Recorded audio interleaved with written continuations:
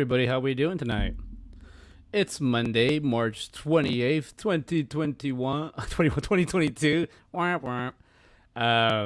It's a Monday. It's My Manic Mondayz. Welcome to the Movies and Mental Health show, podcast, video streaming show on the Indie Escape Network. I'm your host, CJ Robles. And let's see how the week went. This is my my show that is my I like to call my interactive vlog. Just kind of keep you updated of what I'm up to and who am I hanging out with and whatnot. So I guess everyone's been talking about the Oscars, about the Will Smith and Chris Rock incident. But I'm not gonna talk about it. But I am gonna talk about a lot of the Oscar movies that I did see last night on the end of the night. My shirt from last night. It's my fan shirt. Just kind of made something up last minute. Still wearing it. We did the Oscars party, which was nice. It was a nice little. We had RW on there, just kind of schooling us on the Oscars, which was great, and it was a nice little hangout session. But this past week for CJ's weekly movies, I watched quite a few movies because rewatch right now. One of my podcasts, one of my shows, we did Tick Tick Boom, and that was a really good movie, and it had some Oscar buzz. Andrew Garfield was nominated for Best Actor, which I thought was a really good performance by him. I'm a Garfield fan, and then I also saw Being Ricardo's. Nicole Kidman did a really good job as Lucille Ball. Javier Bardem is a great actor. It was a little bit hard for the Ricky Ricardo character, but this is a great movie. I recommend watching it, even the way it's just shot. It was a really nice story that was told. It's animated Flea. This is an animated movie. I guess this is like a dark story that when you tell in the animated light, doesn't seem so dark, but it's got a lot of information in it.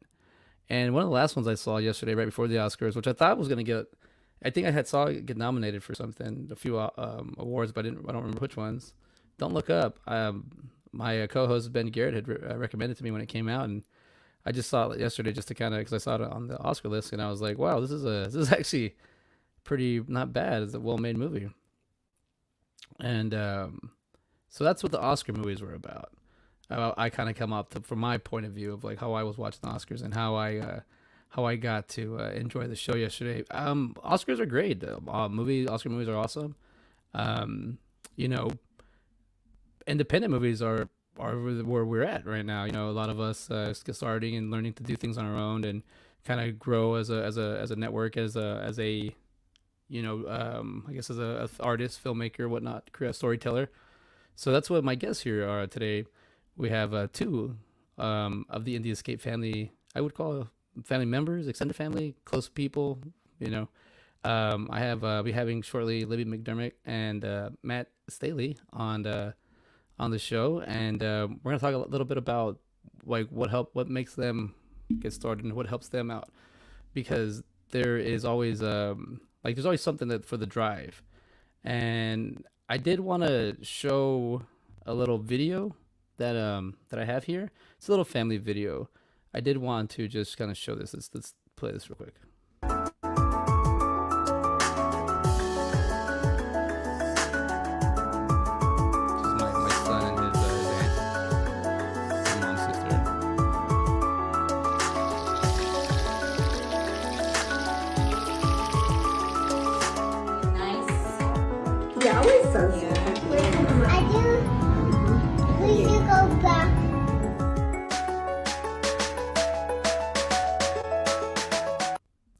There's a nice little movie there. That's in my phone. I didn't make that movie. My phone made that movie. Or somebody in my phone made that movie. So the reason I'm bringing that up is it's nice, but it's like a story. It's storytelling. And it's kind of weird that some algorithm or somebody or something took a moment in my life, memories, and stuck them together and put them with a little music, put a little time code, little fades here, little fonts here, and it was made a movie. And it's trippy how that really that's something that quick, something that small was really able to be made on my phone. That's insane. But I was kind of waiting for comments. I got no comments today. I got nobody in here. I was waiting. I usually get a few, but not today. Today we're people. I think it's a more professional one. Got some pros in the house. So let's get them in already. I don't need to be wasting any more time. Let's bring in Libby and Matt. Hey, what's up? Hey, it's probably our fault nobody's here. No, I think it's my last minute marketing I need to work on that needs to go. How's it going? Hey, Good. thanks for having us on. Hey, thanks for coming on. It was a pleasure. I was very excited when y'all said yes. I was like, yes, I get to pick some Let's talk about creativity people, movies. some movies and people that I can tell that y'all love movies. So did y'all watch the Oscars by any chance last night? Did you see anything? Oh, we were watching you guys. You were watching us watch the Oscars, huh? We were watching David. Yeah, that's as much as I got into it. But it was a I see those movies. It was here. All right, I got somebody in here. Who's that? That's Dan our Stuber. that's his sister, my sister-in-law. Oh, cool. Hello. Thank you for stopping by She's and saying helped us hi. on both of our movies that we've made here, and anytime we have to work out of town, she's our assistant it's over always good. It's always good having a good AD. assistant It in is. our life. you know, um, with all the movies that are able to be made, and it's got last night he was bringing up like it's just for one movies all the movies that come out 1 month now, like in 1990 in the 90s would be like for the whole year, and it's really hard. And he was right. I was like, man, it is like so many movies out there, but it's also people like to like calm down and chill and relax and like I thought movies were gonna go away. I'm finding out they're not. Movies are here to stay. It's just how we get to them, and now the streaming and the movie theaters and whatnot. Now you all have success with like making movies, and like at least getting them from beginning to like from like your concept to production to post production. You have them done, and you have them out there. That's a great accomplishment. How did Yeah. Yeah, you're correct. I how don't did take it for granted, that's for sure. I'm sorry? Um, What was that? I don't take it for granted. That's for sure. It's a one in a million probably to even get your work out there, and we got it. So I It's mean, become a lot easier not to make movies, but to get your work out there. I Yeah, mean, and maybe to make them because of even just in the last like 20 years, oh yeah, it definitely resources are more available. And I mean, I remember thinking just about how do you get a camera, and now everybody yeah, has that in their hand. And like you just said with your phone, made those movies. I love those little things that they make for you. It's like your little for you moments, and they put music with them, and it's amazing because it can just take a day in your life, and you're like, oh my gosh, that day was so beautiful. yeah. Look at it, and it's all captured beautifully for you. So I mean, we have come a long way with everything, and but then again, also it's really hard to keep up with because it has moved so fast. And I can tell you from the time we have started making movies to the time we to even just get a movie done, the whole system's changed, especially the Yeah. weights. And it's changed so quickly from the pandemic and the streaming. Did you think after the pandemic the way you're going to shoot movies was going to change, or has it changed? Oh, absolutely. And for me, every time I get done making it, well, it's only been twice, but the two times that I got done, I think to myself, I will never make a movie like that again because you do learn.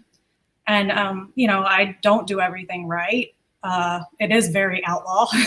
Yeah. And my goal is to do things right for sure. And I would love to see everybody, get paid. And I would love to see people, just really taking it seriously. But then we also have people in our lives that just want to be a part of it, just want to help us. So we take that into account too. But there's been things definitely that I say I won't do that again. I won't do Yeah. that way again.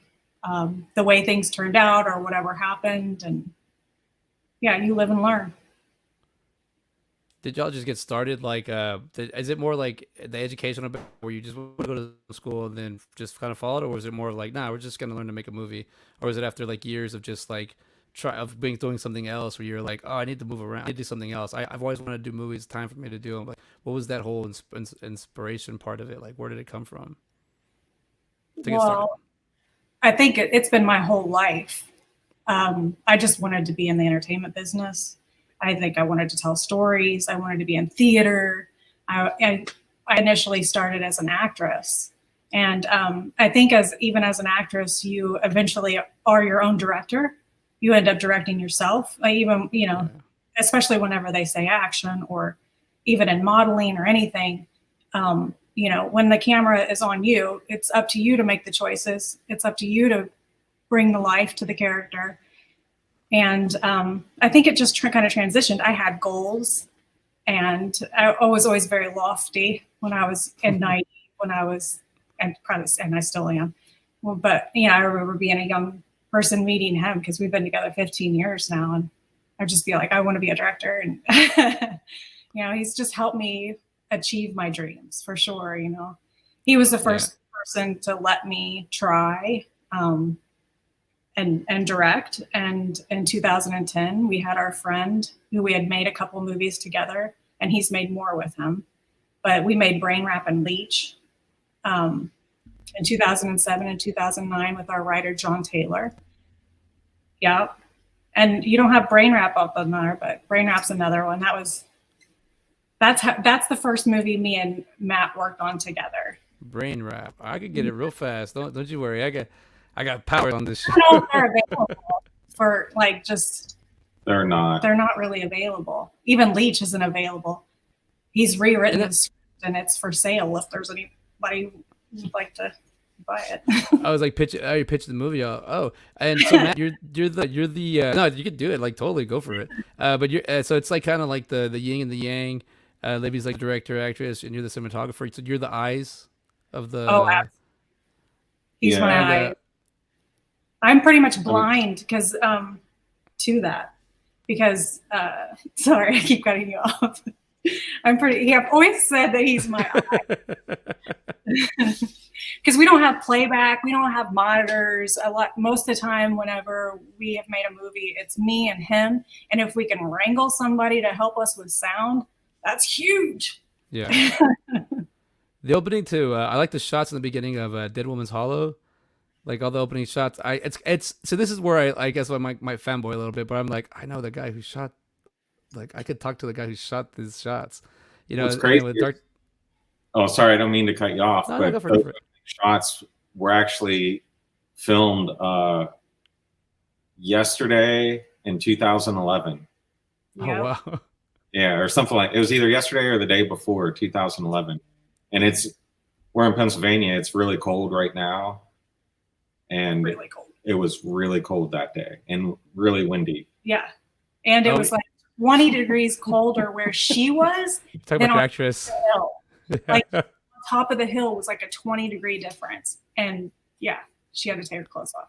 Yeah, so I guess I did want to. I think I said it a little bit in the pre-show that I was like, I did want to kind of talk about, because so as a director, you have like you've in these two movies that I've seen. There's Darkness Waits has a sex scene, and well, I mean technically I guess Dead Woman's Hollow has kind of a sex scene, but there's a lot of female nudity in your movies. And I was saying earlier, it's like as a director, like when I got directed, I told him I shared that I got directed a scene where I had to do like a fake kissing scene, but there was like a person, the director was like right here, and it just felt all awkward and weird. I was like, I don't want to put people in a way or the way I want to do it. But when it comes to the quality of your story or the way, I mean, there's certain things you got to do. That was just my experience.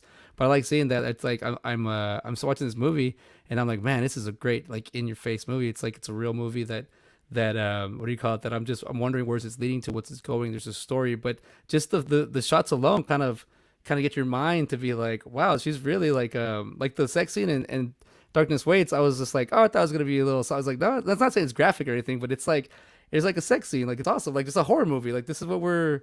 I mean, is it? Would you consider Darkness Waits a horror movie? Or more of a thriller?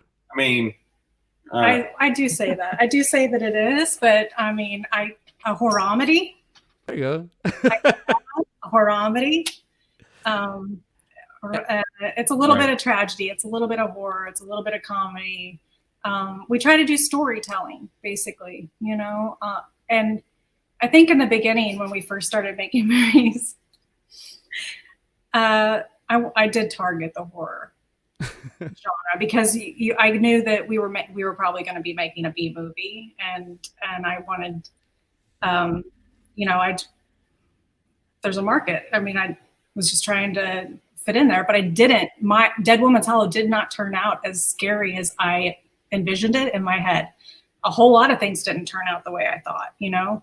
The words on the paper, I focused on the script. It was like my Bible to me.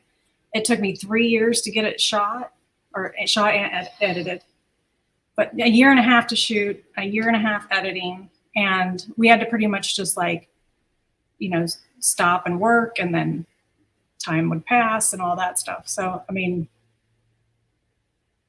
it's just, I don't even know where I was going with that. But. how do you deal with the stress of like actually filming a movie and then having like a regular day job, or just just job, even if you're working from home, like having extra like something that'll distract you? How do you go through it? It's super hard. Like I had to like completely quit work at like the restaurant because that energy was transferring to my movie sets, and I couldn't have that. Yeah. Well, we were lucky enough to have jobs in production to where we could take some time to deal with the shooting. But we'll never schedule the scheduling of both of those movies with everyone that's involved that aren't, they're not, most of them were not professional actors, meaning they weren't making a living acting. Like everybody on all of our movies had day jobs. We're shooting on like weekends or a weekday, but to schedule all of that with all of those people with different job schedules, it's just impossible. Insane. I think that was harder than actually shooting and making the movie. Absolutely. the production part of it, like the pre-production. Yeah, it's just me and her for both of those movies. Now, Dead Woman's Hollow had a much smaller cast, and like 85% of it was just the two girls and the killer, basically. So yeah, that was a little bit easier, but we had a pretty large cast for Darkness Waits, and it was tough. I did have a 10-day production schedule, and we did stick to the 10-day production schedule, but it took us 5 years. So 5 years. So that means like it took like maybe like 1 day you'd shoot, and then like 4 or 5 months, and you do day 2, and then 4 or 5 months, and something like that. Actually, we had great ambitions in 2015. I really thought that I would be able to knock this movie out quicker than Dead Woman's Hollow. I did not think it was going to take me twice as long. We had a 10-day like I said, a 10-day production schedule, but I will tell you, behind the scenes, my first killer took the wrong week off work. So a week before we started production in the summer of 2015, I get that phone call, like, he's ready. We were supposed to go pick him up and bring him up here and everything. He's like, I don't know how 3 hours away. So then I just realized very quickly, well, we're just going to have to focus on what we have coming in the next, in the week that we had off to shoot. We'll focus on all that stuff, and I'll figure it all out. It took us 4 years. But that's rest, like, because that was like day of, right? You found out the phone call like about a week before. Before the shooting that we had scheduled, that was like 7 days long. God. But really, what we did was focus more on the scenes with the kids. It was wonderful. I mean, I'm really sad that we didn't get our first killer, like, to come back from Dead Woman's Hollow and Darkness Waits, but it opened the door to more opportunities. And then even just getting to work a stunt in there, I had to figure out a stunt, which Jenny Janetti was amazing. And she helped me so much. She had the sex scene too. So one thing I wanted to point out about any kind of, like, for me, it's all about making people feel safe. That's what I want in life. And so that's what I want on my sets. And she was comfortable. You want to make sure your actors are comfortable, or they're not going to be able to give you a performance. So when you know where where the actors are, you don't push them out of that unless that's what you need to get. I don't know. Yeah, no, I get you. It's just I was like, I was seeing it from it's your direction and your brain, but it's Matt's eyes. So I like where Matt's eyes are going on the shots. Well, we kind of just, because I'm not going to say that we needed that scene, but to me, I found it more of a comedy scene than I thought it was more comedic than like a sex scene. Yeah, it does come off. It does come off like that. Yeah. It rubs off, and it's just like even to go back to where you're saying your first killer couldn't come back, like the stress for that movie, it's gotta eat up at you, or just maybe a little anxiety, or maybe it's because it's hard for me to yeah, it's hard for me to explain to somebody that like this is easy when you do it, but it's not easy. It's just simple where somebody thinks they can pick up their phone, put some photos together like that. My phone thinks it's a movie director. It tells me what to do, It was my movie with my photos, but I'm joking. But what I'm saying is like everyone thinks until it really gets down to telling a story, the specific story that you want to tell, the way you want to go at. And when things start doing that Murphy's Law and things start falling apart, that really like it's like do you shut down production and just wait till the Sometimes. the winds are better, or do you just keep going? And I'm finding out. I've sat in a car at 5 o'clock in the morning with a 5% chance of rain, and it's dumping down on you. And I've got the people in other cars looking at me like, "There's no way we're going to be able to shoot. There's no way we're going to be able to shoot." And we weren't. Sometimes the universe says no. Yeah. But then I do try to just get back on that horse. Honestly, that's what it comes down to. And I can tell you how many times I've quit. 1 million. Oh, okay. Yeah, that let's talk about that. Like, well, I don't want to, not really, but maybe in that moment. Yeah. I mean, the good thing is it was pretty much whatever money we put into it, which was not a lot at all, was our money. So it wasn't like we're just like, I could understand if someone, I don't know. We just made these movies probably way out of the normal of how most people would do it. I mean, but this is your film school, right? Yeah. Yeah, I never went to film school. Life is school. Like you never quit learning. I remember asking my grandma, where she went to college, and she said the School of Hard Knocks. And I tell everybody I'm getting my PhD at the School of Hard Knocks. That's life. Don't stop learning. Don't stop trying. And sometimes you do have to stop and cry. Yeah. No, you're right. It's good to go that because also I like to be like clear-minded and like meditate and get all that off me, because when you get on set, it's gonna be a different like stress or different like beast that comes at you, and I'd rather be prepared than to be like I remember I'd take like my stress like from work, go try to film, and then be back up, work a double. I'd be like, did I get anything? Was it worth it? And I have this, and you have that taste of like that bad taste of like and then all of a sudden what happens is the next time that comes around, I'm like, all right, I'm not going to work at all. I'm taking the whole weekend off. I'm not answering calls. And then you do film, and I realize, that's what I need. I need to create this environment. I need to figure it out. I mean, I like hearing that y'all made it out of your own, like the movie out of your own money. Like it just, Jay, we have money, we have camera, we have talent. Let's go do it. And that's a really good, like not just like an inspiration thing, but it's very motivating to see like filmmakers all just doing it, just getting it going. And I did like your oh wait, hold on, I forgot. I think Joe did a comment over here. Is Matt okay? Yeah. I've never seen him smile so much on a show. you want to get a jab there at Joe? I'm off. I'm not letting him talk any. Yeah. Well, at least we know Joe's here, hanging out.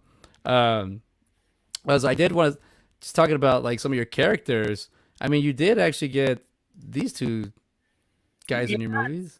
David Madison and Scott Schiaffo. That's a big deal. I gotta say, like that was a dream come true. And that Scott Schiaffo was, I don't even know if he knows it, but he was my birthday present that year, basically. Oh, awesome. That's awesome. And then we had Jim on the end of the night not too long, like 2 months ago. Jim, huge supporter.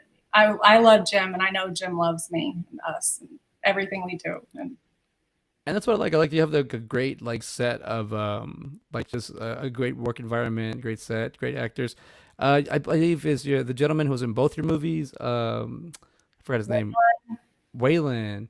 Waylon K. Smith, yes. He was the deputy, a smaller part in Dead Woman's Hollow, and then he was the lead in Darkness Waits. He takes you through the whole story. Yeah, and like so Amazing performer, like music too. And I think that's another thing that you see a lot of actors, a lot of wonderful actors. They are connected to music as well. And that's what I'm starting to find out a lot too. That we have like just in our little network, there's a lot of like musician actors, and I guess that'll kind of segue me into what part of my show that I really like to call My Manic Media. Okay. My Manic Media is where I like to just talk about what I use to unwind, or like, sorry, I should have keep that up a little bit. I like to like unwind and kind of like if I'm stressing out, or if I need to kind of see what I like seeing all sorts of mediums. So like sometimes like just like binge watching movies, or like I trying to learn an instrument for me is a lot harder than I try, but there's other things I like to do. I recently, I think this video I have right here. Let me make. I think I added a video, but I might have clicked the wrong one. But there's something I've been doing. I just did 2 days ago. I purchased a record player. So I just wanted to play this little video. I think if it's not it, I'll just turn it right back off. But I think it's this one. Yes.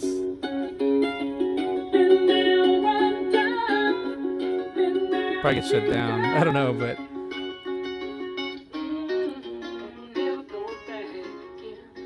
so I go a little bit further as I play it. I like the record. One thing I really do like, I get to show it to this little guy, hang out with this guy, and. Yeah. And we just sat down. I'm like, my media with the record player is I can turn it on, and I can turn the TVs off. I can turn the screens off. And I'm like, oh great, I don't have to like look, because I'm literally always in front of a computer. I'm always like this. It's like after a while, it's like I'm just like, oh, my eyes are just crusted, they're hurting. What am I doing? But I like that I just recently purchased that, because we inherited a bunch of old records, and I've had them in the closet for like a couple of years now. And I was like, I just want to listen to what's on here. What are these records? There's a lot of them. And I bought that record player, and I bought the Fleetwood Mac, because I enjoy it. But just like wanted to share that, because just listening to a little record player playing music, to me is something I've never done before. I've had friends in the past like show me their record collections, and we've heard music. But like for me to have my own record, to have there with my son, and to show him like, hey, check it out. We could actually just hang out and just listen to music. We don't have to like, interact with it. What's your manic media lately or these days? What's your favorite manic media? Like Scott Meany likes to just, what do you call it? Do the same thing. Actually, I might've got this from Scott, vinyl records. And then Brandon E. Brooks likes to just listen to music. What's y'all's manic media? Oh, mine's probably not media at all. It's mushroom hunting. I would say that's mine. That's mine. Media though. It's just.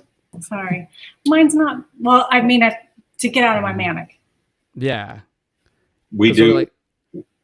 We probably watch more home improvement and real estate shows than anything else. Yeah. Honestly. All right, which is your favorite one right now? That's our.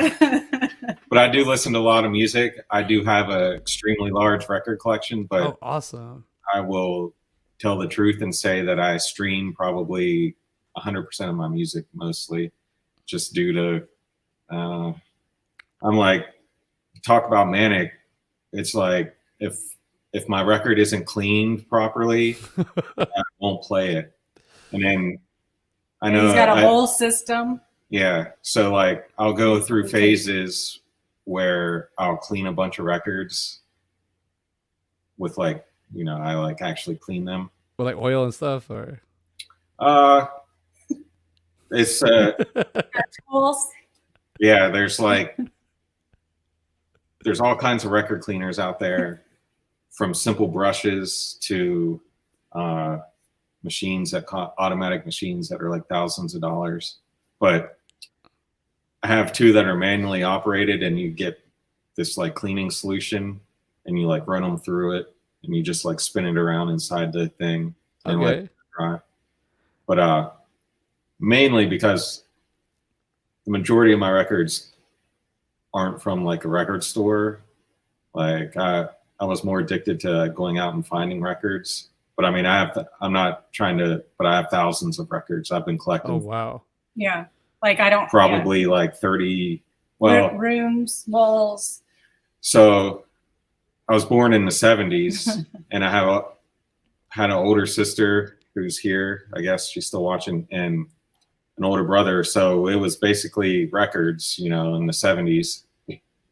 So I pretty much grew up with records, and then it just like turned into probably once I was 15 or 16, buying records at like thrift stores and stuff.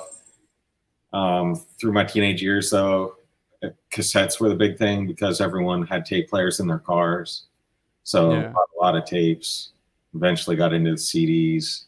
But yeah, just going and finding records like thrift stores and all that stuff. We're big treasure hunters. I was more addicted. Yeah. More addicted to that than actually like, I don't know, it's a weird thing. Mm-hmm. So you just, it's something that you just started doing back then and you stuck with it and you've been doing it.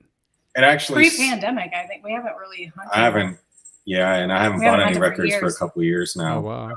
Well, you have thousands of them. I'm pretty sure it's hard to find a rare one. But, I really need to purge like a bunch of them because it's like time to just like be able to just go. Yeah, let them go. Like, who knows what's going on in this world? Yeah, I like. I started off with VHS and cassette players, so that my mediums right now. I have VHS, but they don't really work in the VCR. I have, but my cassettes are really hard to find. So when I found these vinyls, I was like, I just like this sounds. These things have been around for a long time. They still work, so let's just try it out. Like I don't know if I'm supposed to be doing them or I'm supposed to collect them or something. I don't know if I have valuable vinyl. I mean, these are old ones. And they're like, I guess, like first bought, like the person that I got them from was was the only person that bought them. So it's like, I don't know if I'm there, but I do know that like I enjoy them. I like to me, it's like going back, like, oh wow, this is a vinyl record from like 1954, and what was going on at that time? What is like the art? What is like everything on the like? I guess I can see where you really at a younger age figured out like, oh, I really have a passion for this because it's not just the music. There's a lot of connection there. Yeah, and it stemmed from like sample-based music production. Like for some time, I guess I kind of had like a hip hop group. There he goes. There you go. I'm ready. It's for real. Yeah, it's for real. But so you know, the pureness of hip hop is sampling records, DJing, sampling records. So that's kind of what got me into like buying records, looking for drum breaks and sounds to use in production. And then that just, you buy one record, you see the list of players on that record, and then you start searching, oh, here's this drummer playing on this record. Especially like in jazz genres, those guys played on like, they were just all session players. So all, you know, the 60s and 70s session players who would probably even have their own albums where they were leading the band, but you know, and then it just snowballed into like, my goal was just to find either something that's very, very sought after in the hip hop world. Yeah. In the middle of nowhere, which I've been lucky to find some crazy stuff. And yeah, and then it just snowballed to like anything weird, anything. Going to record shows. There were some record shows that happened like outside of Baltimore. We're about an hour and a half from like Baltimore and DC. Okay. So I started going to those and just buying like, coming home with like a stack of like 50 records.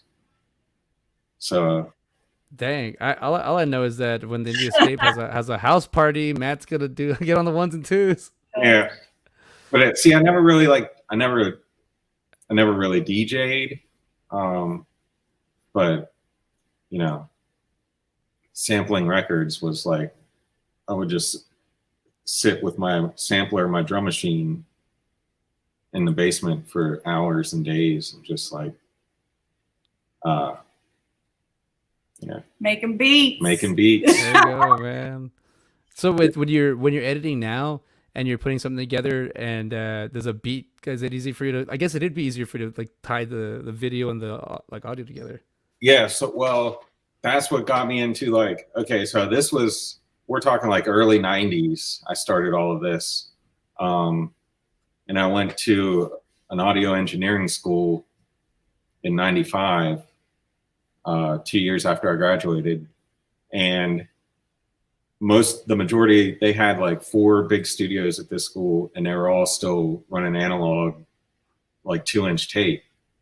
And they had one little studio that was like a Pro Tools was kind of new at the time. Yeah.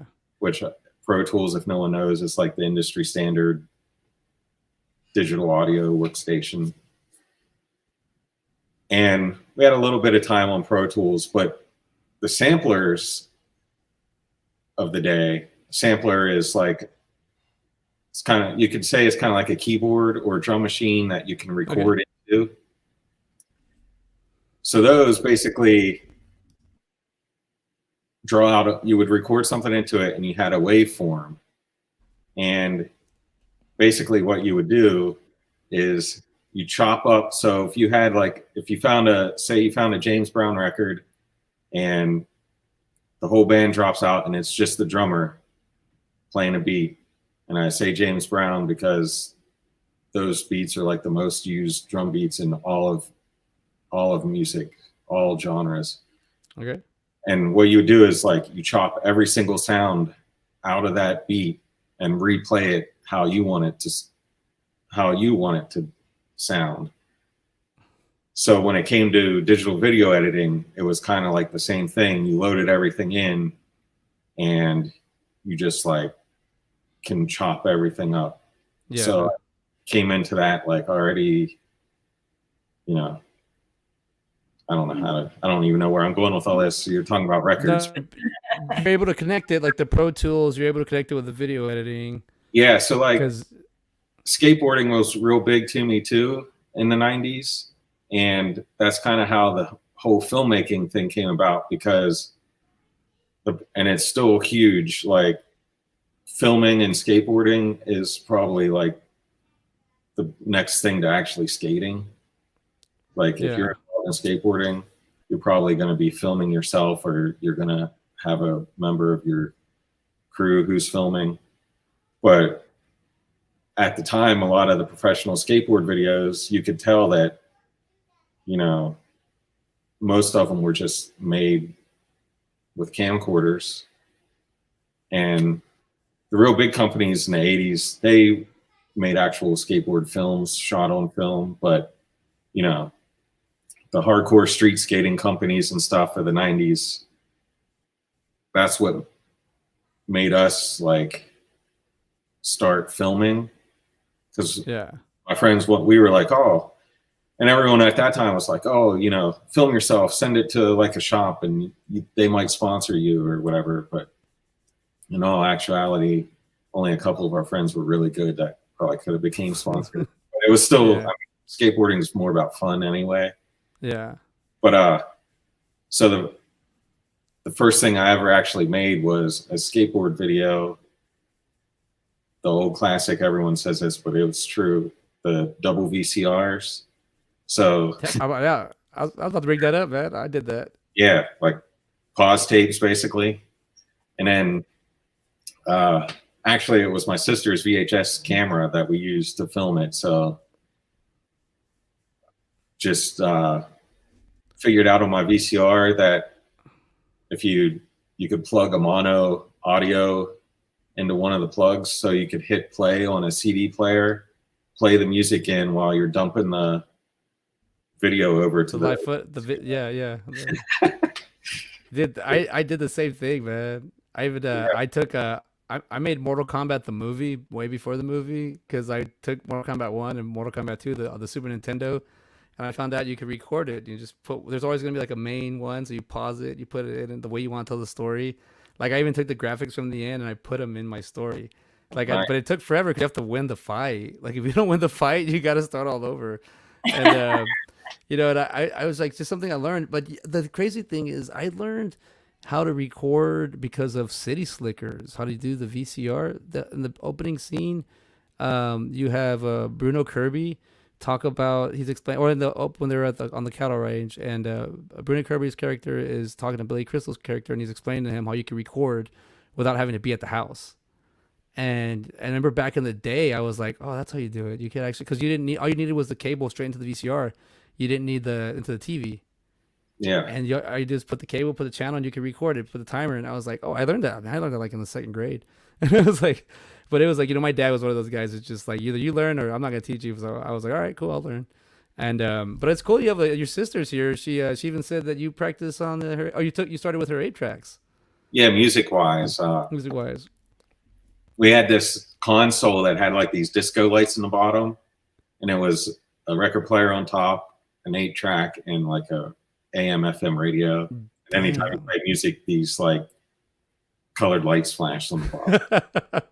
I wish I still had it. Actually, it'd be really cool, but it was huge.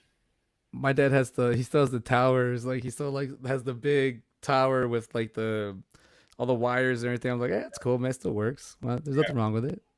No, man, a lot of that stuff, especially from like the 70s and 80s, like all of that audio stuff is just like way better than what they were making now. I mean, you can still buy high-end audio components, but like the Pioneer stuff from the 70s and 80s is like probably the best still. It's clear, is it? Right here, right? It's just always durable too. Yeah. Now, like 80 pounds for like a receiver. Yeah. Now they are like super lightweight if you can even get one, or it's just a sound bar now. Yeah. Oh, yeah, that's true. Just like even just modern technology, just having this conversation with you about filmmaking and where we're at now and where we're going. Like I was talking about TikTok earlier, and this is like it's about the views, or this, I don't even understand. I don't think when you make a movie, or if you, I mean, just to make one's hard, but like having influences like that, like I don't know, like to tell a story in 8 seconds or 10 seconds, and then try to build off that is one thing, but to just make a TikTok video and be like, oh, what I'm trying to say is like it seems like it's simple to do those videos, and they kind of are, but to make a movie and tell a story, do you think like in the future, like is our attention still going to be smaller, or do you think we're still going to have the people that are going to be like, all right, I'm going to put in the 2.5 hours, because they're still making long movies, they're still making, but I feel like it still might be for the older crowd. I think there's something for it because, like, I mean, I can be a binger, so there are definitely people who want to like just keep watching something and keep watching something and for the experience to keep going. So, yeah. I mean, I think there's room for it. It's hard to say, like I definitely do feel like it's a whole new generation and a whole new way. And I mean, I'm all for long movies. It's just, but like she is saying, what I don't understand is, okay, so like someone will put out, I don't know, I've never seen any of the Marvel movies, but I hear they're like 3.5 hours long or something. Yeah. DC movies. I don't know. They can be. People will go to see those just because they're Marvel movies, but it's like, Tarantino did Once Upon a Time in Hollywood, which was like 3.5 hours or 3 hours.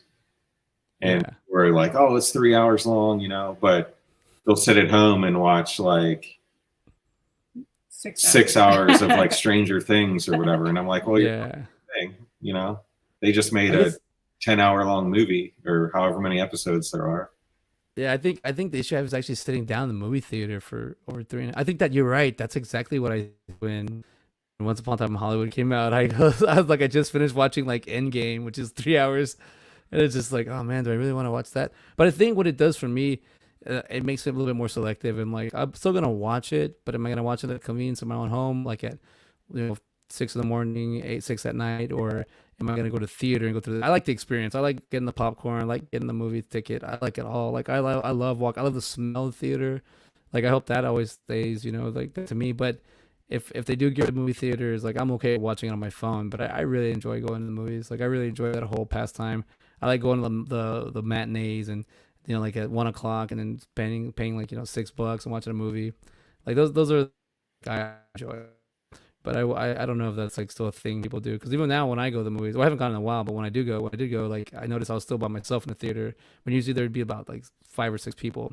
But I think times change, and like just like I guess I'm not trying to confuse myself, but like stories are always going to be there. So I guess it's just like when you decide to, I guess, All the choose a world's a meet. stage. I'm sorry. All the world's a stage, and all the Yes. players. I do think that like you always have to remember too, like he grew up on the East Coast. I grew up in the Midwest. Completely different worlds. He was exposed to hip hop, movies. I had 3 channels, and if it rained, you might be able to get one of those 3 clear. Just like after meeting him, he introduced me to worlds of movies that I had never even seen before. And I had already gone to school to be an actress and, been trying to work as an actress and model for, 5 years in Nashville. And it's just like people come from different places, and there's a whole world of people that don't have access to Wi-Fi, There's Yeah. a whole world of people that don't have access to movie theaters, it's there's just worlds of different peoples. So It is, yeah, and it's also like the meet like before like books. I mean, because we're getting basically a lot of movies out of books these days, and then we're just like rebooting those movies or those books. But I'm like, books have been around for a very, very long time. Like it's like if you were back in the craze when everybody was like starting to learn how to write books, I guess it'd be the same thing now. How like everybody could make a video. I don't know. I remember when I was younger, it was like kind of challenging to make a digital video. Now it feels like it's just the apps have it laid out for you. But I think it's still you still have to kind of figure out what people want to watch, or what inspires you, or what kind of passions you have to share. But I don't know. I think as I get older, and tomorrow is actually my birthday, and as I Hey, thank you, and as I get yeah, I'm like look at the countdown. I'm like, yeah, we're gonna have some fun. But as I get older, I start noticing the things I'm putting time into, and it's like a lot of things I cherish, and I think just I learn from movies, and I enjoy anything I can gain from movies, even if it's just like, oh, this is totally like a lie, it's a sci-fi movie, but I'm like, yeah, but the story makes sense. The fathers and the son, they were able to kind of figure it out at the end. That I always love that. I love that I was introduced to like Star Trek, and then like later on I found about Star Wars, but I got introduced to Star Trek when I was real little. So like looking into like outer space and the futuristic things were so cool for me. And then when I got older and I got into Star Wars, oh, can make them into pirates and you can do all these crazy stories. Like this is awesome. Like I never thought that I could actually do it. It wasn't until like I tried to actually like just forget about movies and forget about acting and everything, and I was trying real hard to like try to just be like not normal, but try to do what everyone else is doing. It just didn't work out for me. And then this world, you're kind of doing what other people are still doing, but it's like you have to figure it out. You have to kind of you do it at your own pace. I will tell you that when I made Dead Woman's Hollow, the script and the story for me was very personal, and it did, and I say this all the time, it helped me learn to live again. And it gave me a way to see elements of things that I had been through, or things that I didn't want to deal with. It gave me a way to look at it from a different point of view and see beauty in it again. Or Yeah. not again, but at all. And you were mentioning before we came on here, when you were watching Mel's scene, Jen, when she takes her clothes off, and you're kind of laughing about it. That's one of the most important scenes for Dead Woman's Hollow for me, because before that moment, I didn't want you to know that she had been abused. And when she takes her clothes off, it's not even about taking her clothes off. To me, it's about revealing that. It's about revealing everything that she has been going through, and why she's there, and why she's opening up to this girl right there. So, I mean, I took that script to a deep, deep, dark place for me, and it helped me find beautiful ways to live again with the people around me, and by creating pictures, making dreams come true. you know, and not all of it was just, you know, roses or anything by any means. Yeah. But I mean, I think everybody as a whole can come back together and say, we did something, you know. I think I can say that. Yeah. No, I was yeah, and I was laughing at the fact that, and I was watching that scene when they came into the room. I was watching Dead Woman's Hollow and just hanging out waiting for they get here, and they got here. It happened to be that scene, and I was like, oh, I'm busted. Like it was just like I was not watching anything, but I caught on to that. It reveals that, and there's so much like the scars on her thigh, and then you start seeing her reveal, and it's like there's a story there, and like our fellow indie escaper Jason Buterin, he made Kill Giggles because he hates clowns, and I was like, that's awesome. There's Through that yeah, he's that fear. yeah, fear, That and he makes- did it, and that's so awesome.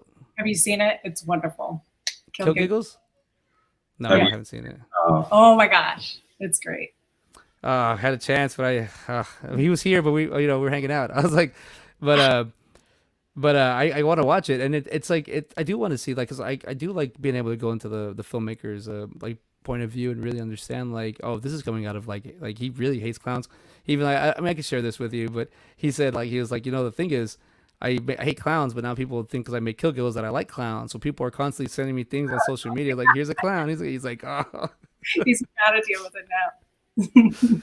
Yeah, I mean, there's a quite, like, I think about the fears that I have, and writing about it and being able to show. It's like, I think that is a, like, for just like my show, like My Manic Mondayz, My Manic Movies, just the idea of like it's there's a piece of me there, but it's not just that. There's more to that. There's more to just everybody. We're all a person, like, on the outside. We're all in the person on the inside. And then when we try to convey like a story or an idea or art, it's gonna come out a different way than we're gonna perceive it. So I always think like movies that are like that get bad reps. I'm like, it's still really hard to make a movie just to get. Oh man, people hate our movies. I mean, there's a lot of people. Do people tell you? Ever? Do people tell you that to your? I mean, oh yeah. Wow. If you don't mind sharing, what's the worst comment you've heard on one of your movies? Oh, Oh man. Just look up on IMDb. yeah, just go to IMDb and look at the reviews. And it's like, but then, yeah. I'm really proud of what we made. Yeah. And yes, I do have my family members in my movies, and I am so glad that I do. Like, I have some moments captured and some dreams that I helped make come true. Like, my dad was a performer and wanted to be, and I gave him a part in my movie, and I love that. That's awesome. I think that's great too, especially in like your beginning movies. Like, they're there to show the support, and they get to be on the screen, and you get to direct them as well. It's kind of fun. Anybody who like finishes a movie, like, good for them. And we also love using real people too, like the real people, the real clerks, or the real. If we can. I would rather use the real people. Like, I'm not gonna. I love actors. I like. So you're talking about the I love actors. I love you all. So like the convenience, or the convenient clerk in Dead Woman's Hollow. That's the actual owner. Oh yeah. That's cool. Yeah, not the female attendant. Not the woman, but the Roger behind him. Yeah. I mean, the sunglasses at night guy. That was when I asked to use the location. He wanted to be in the movie. I was like, heck yeah! I mean, absolutely. We'll figure something out. Yeah. The SOB got a close up. He got an extreme close up. Line, and he did it. He did it perfectly. I wouldn't have wanted it done the correct way. So yeah, I absolutely love it. The thing also, like, about just that movie, the sense of realness, like, that shit can actually happen to you, and I think that's what a lot of people like. If you watch that movie, you gotta see that's like you're spending time with like a killer. Look at the environment that's built. Look how normal it is. Look how real it is. Like, that means like that you can actually catch yourself in that environment. If you go, I'm just gonna go hiking, and me and my girlfriend, excuse me, real life is scary. It is. And I think that's one thing about this movie. When I was like watching the beginning part and just like watching the scene like right before the girl gets shot, and like it's like to me I was like, holy shit, like this is that part where it's you're caught with like your pants down because like it's just like, oh, and the way the story's told, it's just kind of told. But if you really put yourself in their situation where they're at, like what they're going through, like you're effed, you're screwed. And to me, that builds more suspense and more terror. And like I gotta say, like not just to say like whatever reviews they say about your movies, but I'm like, you gotta capture those things. And then at the same time, like with Darkness Waits, you got like really good actors in your movie. So it's like, how do you like how to like, how does somebody that only has their family in their movies get? It's kind of cool that you were able to branch off and show other do other things. Yeah, I mean, I think through the years, even from like making Dead Woman's Hollow with our friends or the local talent that was around us here, um, once we started taking that movie to film festivals, is kind of how we met some of the actors like Jim Crut, even Jeff Linebach. People will come up to us all the time and say, put me in your movie, and don't think we put that back in our brains. And like, it's definitely a mental note. And I have many times called on people who just put that mental note in my brain. And then I have come to a situation where I'm like, I need somebody for this part. Like Jeff Linebach, he came to us. I initially wanted Conrad in that municipal building. Yeah. With Scott and David in them. But Conrad wasn't doing very well. And I knew that we weren't going to be able to get him there. And, or he just wouldn't be able to be there and he wouldn't be able to function. So that I needed somebody on that side of the table, and Jeff Linebach was there, and he broke his foot or leg like the week before, and he still showed up. He was in a tremendous amount of pain. Ouch. And then he also needed help. So he was like, I'm going to bring a helper. I'm like, that's fine. You're going to be there. Bring a helper. Yeah. He needed somebody to help him get around. Well, then Sid, which is now his wife, she was an amazing help. She ended up being there for the media and was a wonderful actress. And, people will drop out the day of. You will have all these people lined up. People will be like, oh, I've got this going on. I've got that. I'm sorry, I'm not going to be able to make it. But then other people, I think, will just come out of nowhere and they're Yeah, I know that's happened to me too. Yeah, you got your Conrad Brooks right there. Yeah. So then Conrad, I could not think of where we would get him in Darkness Waits, but I wanted him in there so bad. And we had this scene where I play Fern, and Deputy Buck comes over to, well, I don't have to tell everything, but he comes over to get help basically. And it was a completely different scene written in the movie. And I just kept thinking about it. And I was like, I think this is where we put him in. And so we all got together and we had the funnest night of filming with Conrad. We got to hear all of his stories. We got to see all of his pictures. Awesome. We got to film with him, and we got to do what he loved. And you could tell he loved every second of it. And he wanted more. And, I wish we could have done more with him. Yeah. I mean, just that enough. Like what you were telling me, all that you have to go through, it's got to be kind of tough. Like just. Yeah, he wasn't with us that much longer. Yeah. I mean, he was, like you said, doing. We have that captured, and we have him captured. Yeah. Doing what he loves. Well, that's good. Well, hey, we already hit an hour. Wow, I was kind of getting lost here, just talking to you guys. This is awesome. Like a great experience, just to kind of get not only like your aspect of filmmaking and your experiences, but also just like what you do to kind of like like you said, like right now when you said, yeah, my hair will go gray. I was like, yeah, my hair goes gray if I start stressing out. So I like on a movie set or somebody like I've had it everywhere from like my lead the day of forgot that he's in the Army Reserves, that they called him to leave. So like it's 8, we're meeting up at 9. It's 8 a.m. and he calls me and I'm like, great. Now I got to play the role because it's like I was wanted to direct today, and things like that just happen.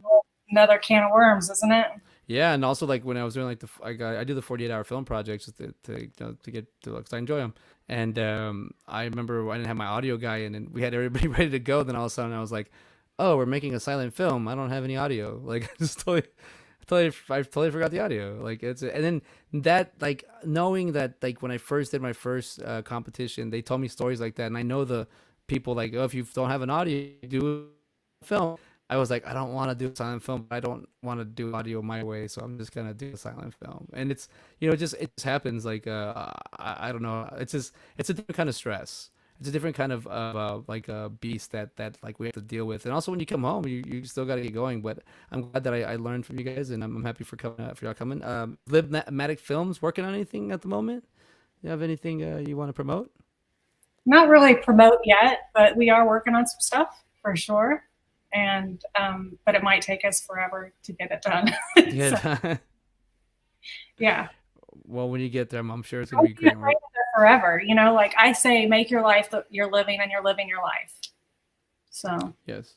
Let me ask you real quick on the mushroom. Did you do that as a kid, or did you get into it as you got older? As an adult, really, it really stems from the mountains.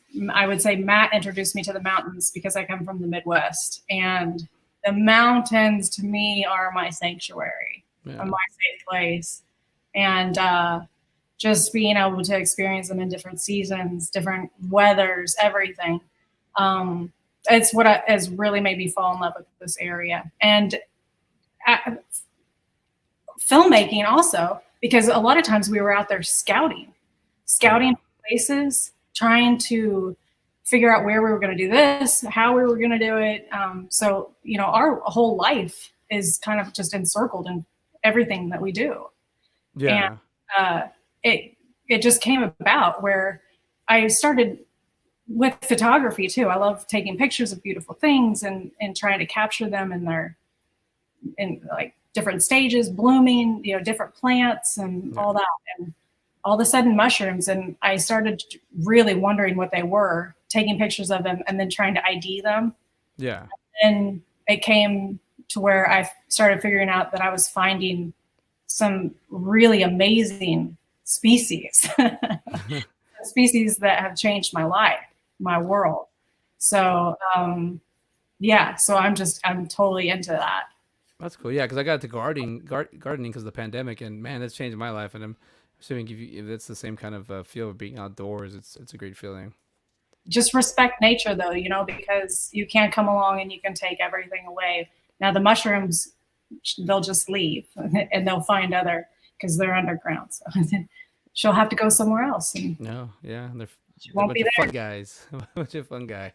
But well, thank you for coming on. I'm gonna just end this episode already. Oh, before I did, I guess since we have I did want to.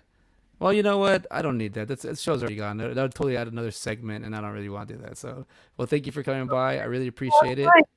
You're fine.